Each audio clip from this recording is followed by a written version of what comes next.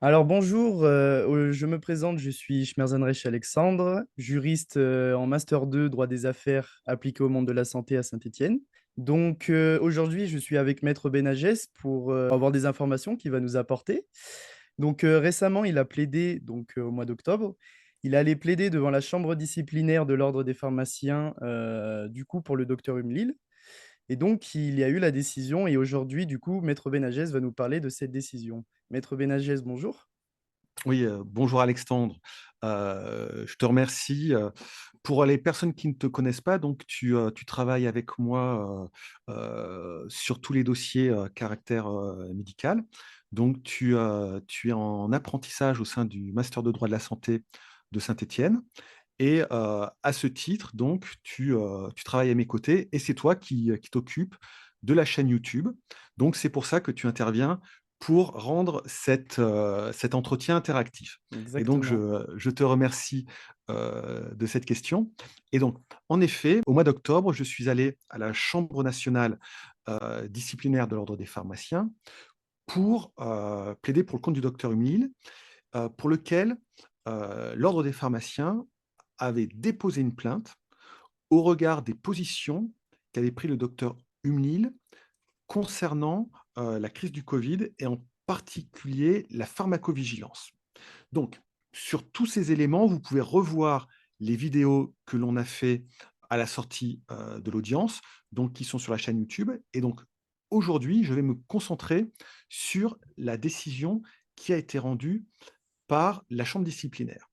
Donc concrètement, la chambre disciplinaire, suite à notre audience, a sanctionné le docteur Humnil d'une suspension de 3 ans avec 1 an de sursis.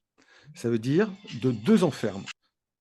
Concrètement, ça veut dire que, si cette décision devait être exécutée, le docteur Humnil serait privé de l'exercice de sa profession de pharmacien pendant 2 ans. Cependant, il convient de préciser que la semaine dernière, j'ai déposé auprès de la Chambre nationale de l'ordre des pharmaciens une requête en appel qui vient suspendre cette décision. Donc c'est important que vous le sachiez. Donc le docteur Humlil, à ce jour, n'est plus suspendu puisque la décision de faire appel rend la sanction suspendue. Cet appel, il porte sur différentes choses. Mais d'un point de vue principal, je tiens à rappeler que nous avions déposé une question prioritaire de constitutionnalité, préalablement à l'audience et que la chambre disciplinaire n'a pas examiné cette question prioritaire de constitutionnalité qui visait à démontrer que les droits de la défense n'étaient pas respectés dans le cadre de la procédure ordinale. Donc quelque chose vraiment de fondamental et normalement la chambre disciplinaire aurait dû examiner cette question prioritaire de constitutionnalité avant de se prononcer sur le fond. C'est-à-dire, est-ce que le docteur Humil, par ses propos, a violé le code de déontologie des pharmaciens? Or, la chambre disciplinaire ne l'a pas fait. Dès lors, l'appel qui a été déposé vise à dire que la procédure n'a pas été respectée puisque la question prioritaire de constitutionnalité n'a pas été examinée et en tout état de cause que le docteur Humil n'a pas commis de sanctions au regard de ses interventions publiques et enfin que, quoi qu'il en soit, la sanction infligée au docteur Humil est complètement disproportionnée.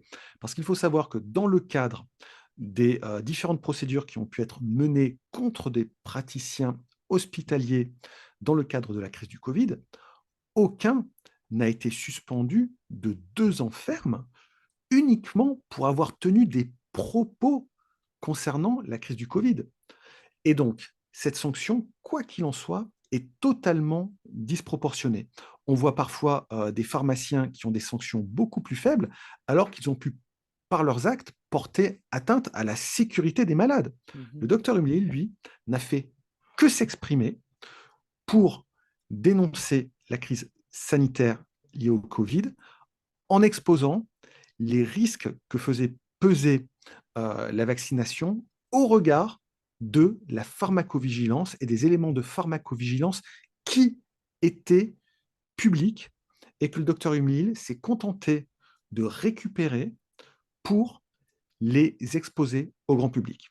Donc, nous sommes là dans une procédure maintenant en appel et le débat devra être de nouveau porté devant les juridictions ordinales de l'Ordre des pharmaciens, mais cette fois-ci en appel. Et bien entendu, nous vous tiendrons informés du déroulé de cette procédure.